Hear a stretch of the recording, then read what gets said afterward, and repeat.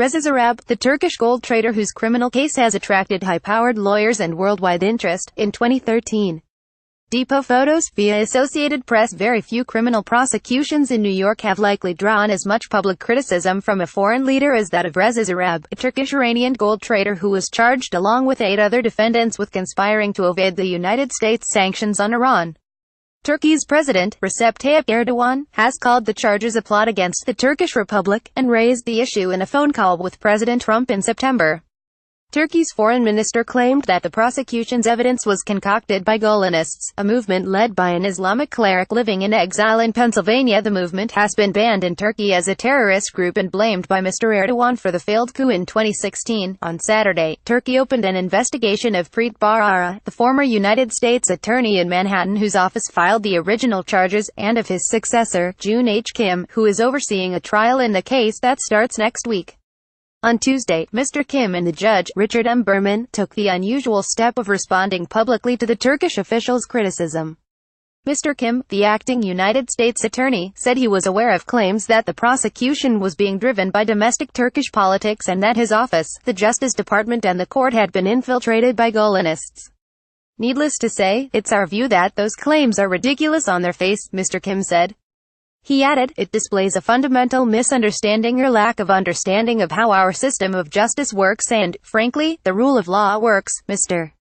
Kim, who responded to a question about the Turkish criticism at an unrelated news conference, said the career prosecutors, FBI agents and investigators handling the case were driven by nothing other than following the law and the evidence. They're not driven by Turkish domestic politics. They're not Gulenists, he said. Since Mr. Zarrab was arrested in March 2016 during a family trip to Disney World, the case has strained relations between Turkey and the United States. Mr. Kim's office had charged that Mr. Zarrab helped to facilitate millions of dollars in transactions on behalf of Iran and other sanctioned entities through the use of false documentation and front companies.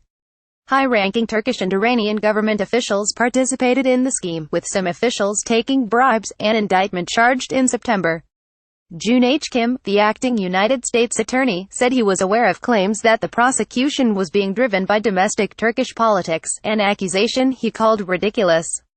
Lucas Jackson Reuters. Mr. Zarrab, 34, and Mehmet Hakan Atilla, 47, a Turkish banker, are the only 2 defendants known to be in custody in New York.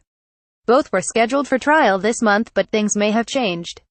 Mr. Zarrab's lawyers stopped filing motions this fall and he stopped appearing in court.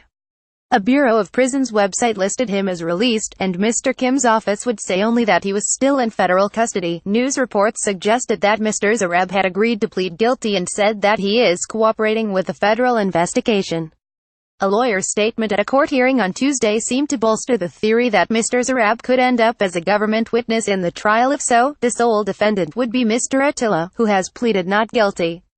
Kathy Fleming, one of Mr. Attila's lawyers, said the defense's work had become more difficult because of the extreme sensitivity of one government witness, whom the defense had learned about under a court protective order. We are not even allowed to share the name of the witness with our client, Ms. Fleming said.